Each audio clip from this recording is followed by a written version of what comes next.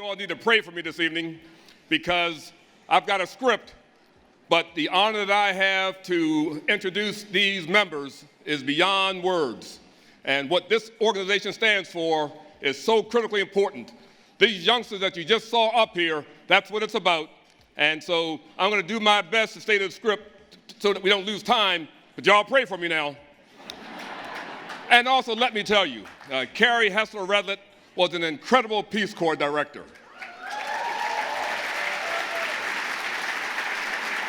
Good evening, friends.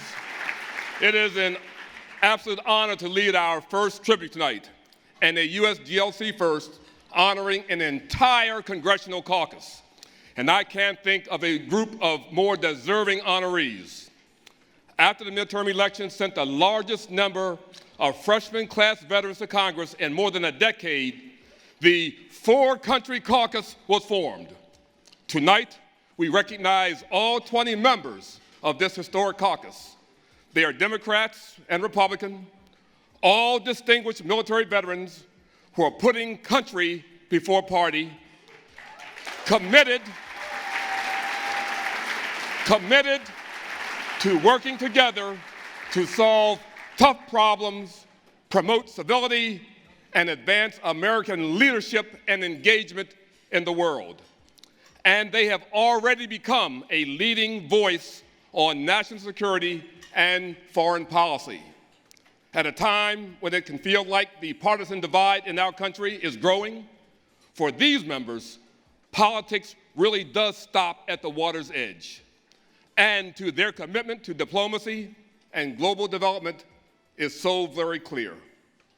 In one of its first actions, the caucus joined with me and hundreds of retired 3- and 4-star generals and admirals on the USGLC's National Security Advisory Council in support of a strong and effective international affairs budget.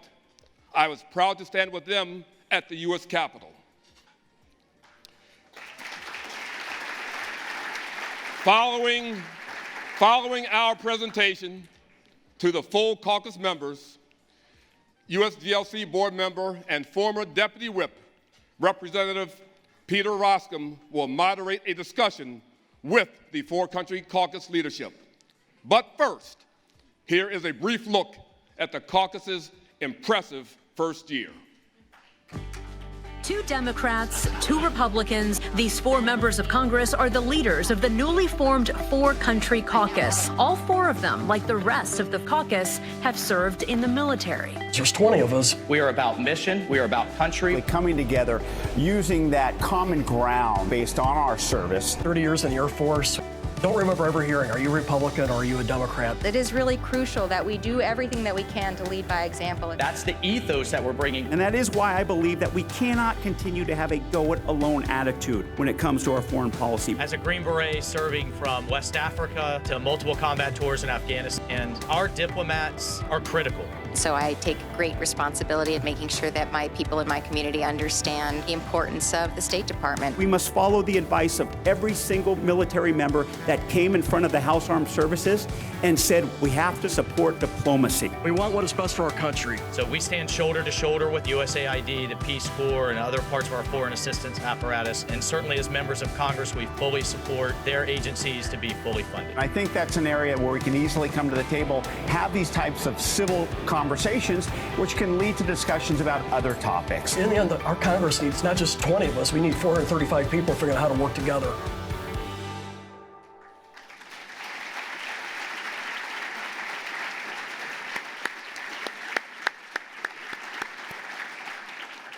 The USGLC is proud to honor the 20 members of the 4-country caucus for their patriotism and for their support for America's global leadership and for standing up for our nation's highest values.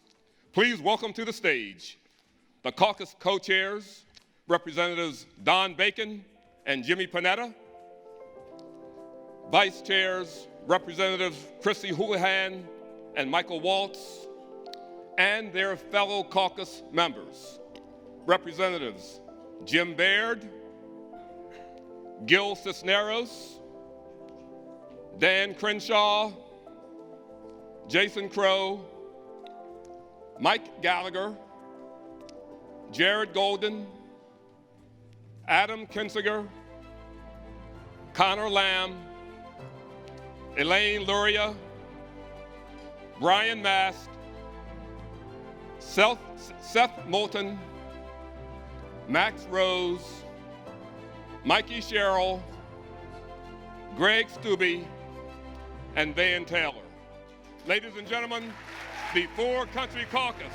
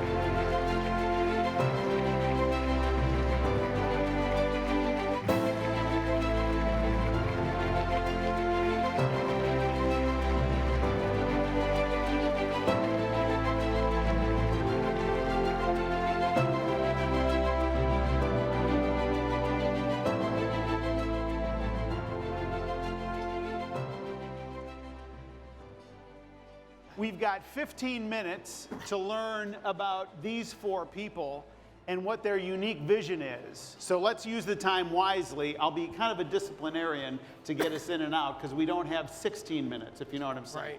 Right. So let me first of all, for the benefit of the audience, let me read the vision statement of the Four Country Caucus, because particularly in this season that we're in right now, there's a poignance to this, and there's a real beauty to this. So this is the vision statement. Four Country's vision is a less polarized Congress that works for and is trusted by Americans. We seek a Congress where members serve with integrity, civility, and courage, and we want a Congress that is strategic in purpose, focused in action, and where elected officials put their country first. Now offer it up. What a joy that is.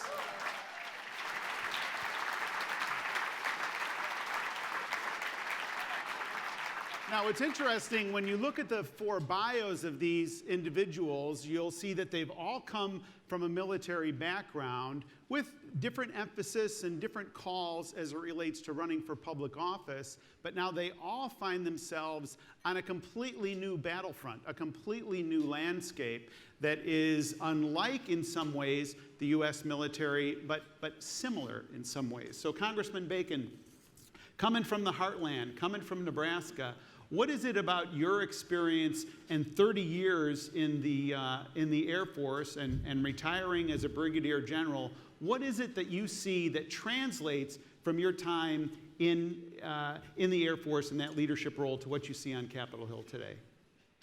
In the military, I had 16 assignments, 5 commands, and you have an agenda and a mission, you build a team, and you get things done. And when I ran for Congress, I wanted to focus on getting our military back on its feet. We had a readiness problem and a modernization hole. I also worried about our competitiveness economically, so I came in with that agenda. But what I quickly found, you get to Congress, whether you're in the majority and now the minority, but the same, there's a lot of activity in the House, but in the end, not a lot's getting done. We have gridlock. You have to get, James Madison made it right. The ambition countering ambition. You see with the House, the Senate, and the executive branch, there's those checks and balances. But we have issues that we have to get done, whether it's immigration, healthcare, it's a whole laundry list of them, and we're not making progress. It's a winner-take-all attitude, which works if you only have the House, but you also got to run things through the Senate. So winner-take-all attitude does not work. The Sherman March to the Sea does not work when it comes to Congress. So we have to work together, and what appealed to me about this, it's achievement-oriented.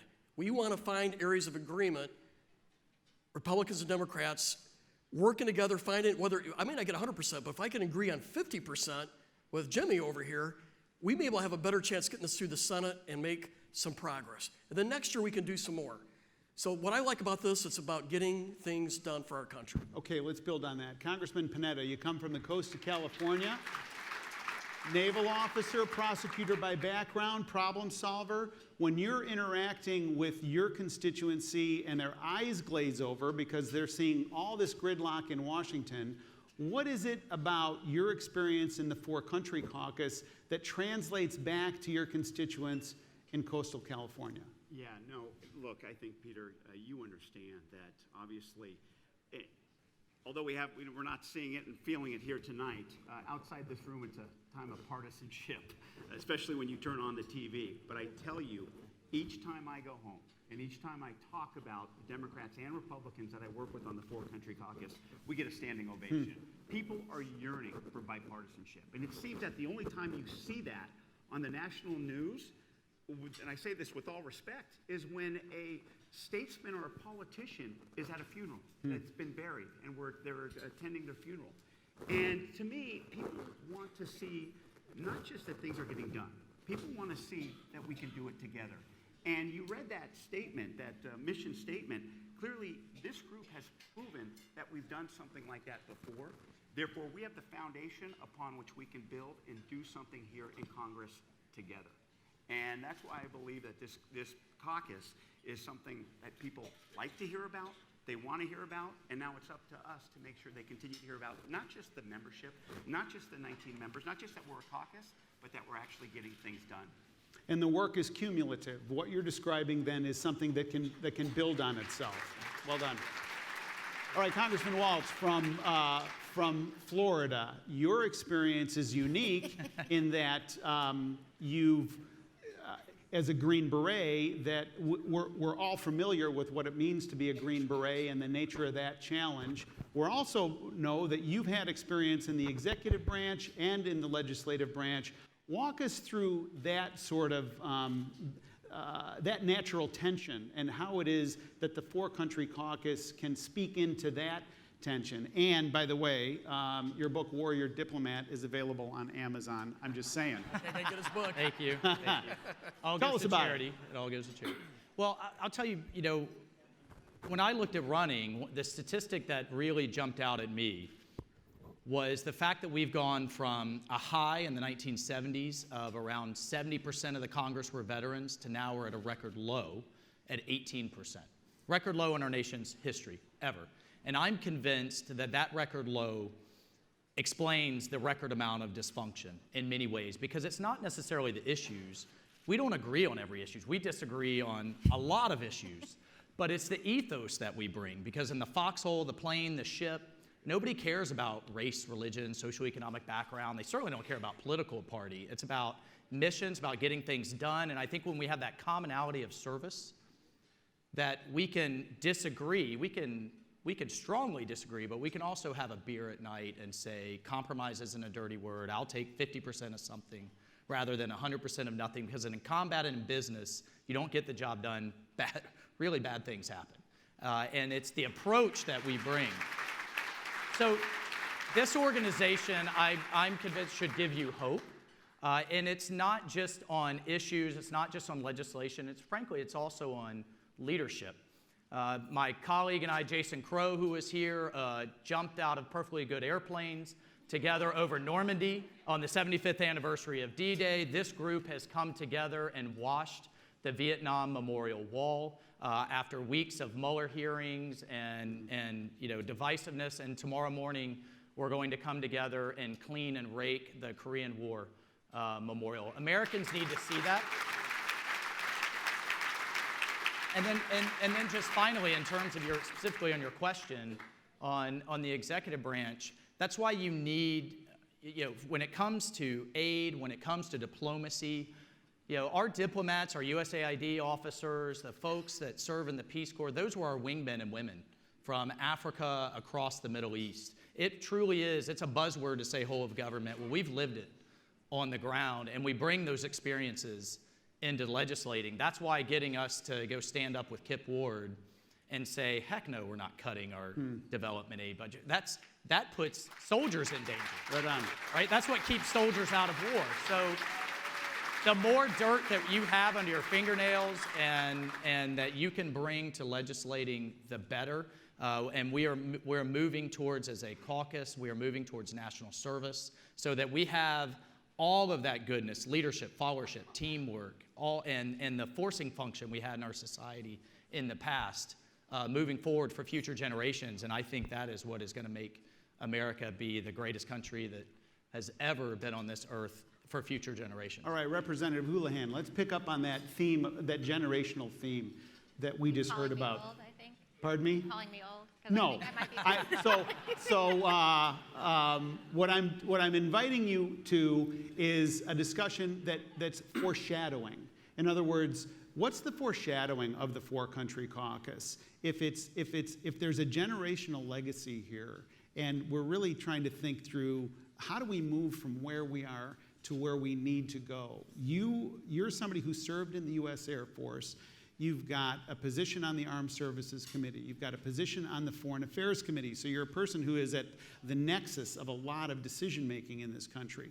You're from a competitive district in suburban Philly. All of these things make you a focal point in terms of where the discussion's going. So what's the potential, and what's the legacy that the four-country caucus can have? So, and thank you so much tonight. It's such a beautiful event. I wish you could see it from the stage. I think there's an enormous amount of potential to this idea, which is why I was so interested in participating in it. And you know, my background is different than everyone on the stages. I think we all have different backgrounds. I'm third generation military. I was born on a naval air station, Patuxent River Naval Air Station, just up the road. So my service started the day I was born. And my grandfather was a Korean War veteran. My dad was a Vietnam War veteran. My dad married the skipper's daughter. And so I come at this fairly, I think. And I think that what's also interesting is that my dad and my mom, you know, walked together to the polls every year. He was a Republican, she was a Democrat. They canceled each other's votes out every single year, and they walked back home, you know. And so, you know, that's the lens with which I see, you know, my service. I also see that this is a very unique caucus. These gentlemen and women that you have seen, we have nothing really in common other than we've served in the military. And that's not what caucuses are created by in Congress. It's a club, right? You know, it's the environmental club or the LGBT club or the, you know, you name it club. This is a club that has very little in common other than we get that we need to be healing. You know, that we need to come together and take a pledge of civility and decency.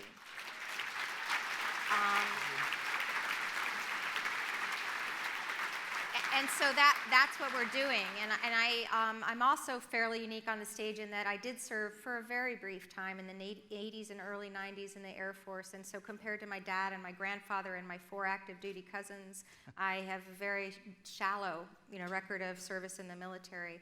But I also did Teach for America. I did that in my mid-40s.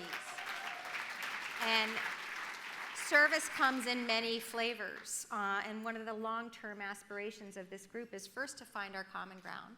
You know, first to find trust in one another and to get to know each other, and to believe that we have, although we might not have things in common, that we can find things that we can agree on.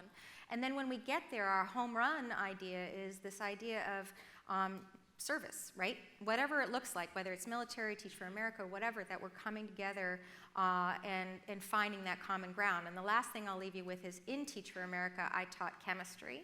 And chemistry is this, you know, collision of reactions and molecules, and we don't collide with one another anymore. We're in our little petri dishes and test tubes, and we never come together. And so national service is a way to do that. And so that's our home run. Well done.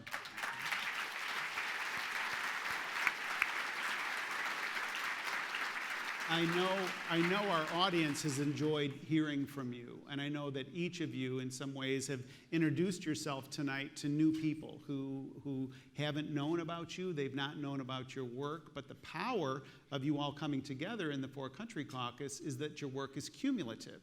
And you benefit from one another in that sense. So I know that you're going to walk out of here with a lot of fans, people who are probably Googling you as we speak. And if that sounds a little awkward, but you know what I'm saying. And let me just make one observation and then just a little encouragement, and then we'll dismiss promptly. One observation is there's a growing tendency on both the left and the right. These are just seeds of ideas that are planted that we need to be very cautious about. And the seeds are coming to the same conclusion, and the conclusion is the U.S. needs to recede in the world. It's a very dangerous thing. It's coming from two different perspectives. On the right, the voice sounds like, well, this foreign aid is just a waste of money, and these countries are taking advantage of American taxpayers. Let's back out of it. On the left, it's a different voice. On the left, the voice says, well, this is American arrogance in the world, and who are we to presume on these other cultures? Up until now, we all, who look at the world basically the way we all do, have been successful in winning this argument and prevailing. It's really important that we prevail on this right now. And not to put too much pressure on, you have a disproportionately significant influence in this whole debate. So here's the last word. Paul Johnson is a great British historian who wrote a work called A History of the American People that I commend to you. In the book, Johnson writes, and he says, look, all kinds of factors go into how history turns out. And we all know this. It's geography, it's military, it's economic, it's the weather, it's this, that, and the other thing. But Johnson says there is no more important factor in how history turns out than the people who were in charge at the time. And so I'm grateful that you're in charge. And I'm grateful that the four of you, along with the other members of the four-country caucus, have a disproportionately significant influence on the debate moving forward from a legacy point of view, and that you're taking this challenge so seriously. And so this crowd wants to honor you once more and say thank you very much. Thank you. Well done. Thank you. Thank you. Good work. Yeah, thank you. Thanks, Jimmy.